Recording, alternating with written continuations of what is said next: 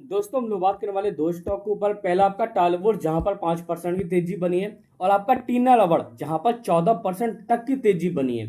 तो वीडियो को पूरा वॉच करना, और फ्री टेलीग्राम की लिंक वीडियो को डिस्क्रिप्शन में और कैसे ज्वाइन नहीं करना है, मेरे नाम से फ्रॉड चैनल बनी है जहां पर आपको बाजार से जुड़ी हुई खबरें मिल रही है फ्री में, सारी orders, block deal, bulk deal, split, सब कुछ। यहाँ पर आप देखो इस स्टॉक के अंदर कोई खबर तो नहीं है, बीएससी भी कोई अपडेट तो नहीं है। 1800 करोड़ की कंपनी है, 19 की पी है, वैल्यू वगैरह सही है, और डेप्ट भी बहुत कम है, 93 करोड़ का, 600 करोड़ का रिजर्व है, तो वैल्यू वगैरह तो सही है। शेयर पैटर्न में आप देखो प्रमोटर स्टेक भी ठीक है, FIDs का रुझान भी छोटा मोटा है।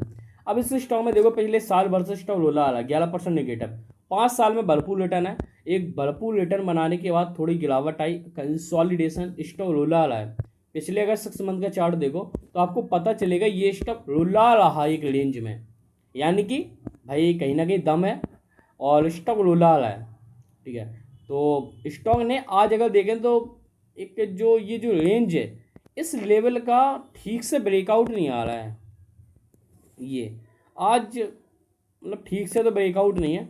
ब्रेकआउट के बाद लगभग यही है 306.10 के आसपास।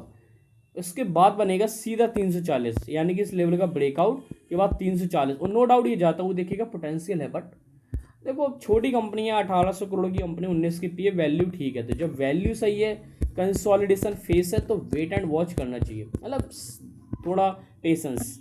और सेल्स एंड प्रॉफिट ग्रोथ में थोड़ा स्लो आया है, मतलब एक कहते हैं ना रुकावट।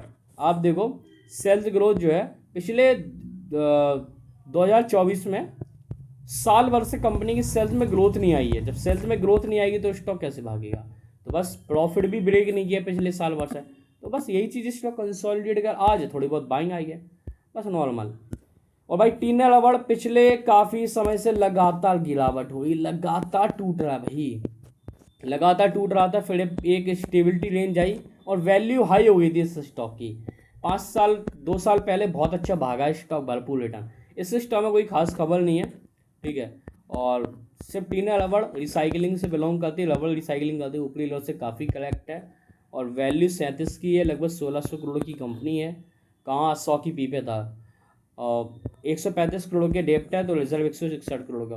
शेयर पैटर्न देखें, प्रमोटर 67% है, जहाँ माल बेचा है। FIDs भी थोड़ा बहुत बैठने, DIS ने भरपूर माल खरीदा है यहाँ पर, मतलब जैसे प्रमोटर से निकल के DIS में आ गए, यानी कि भरोसा है DIS को।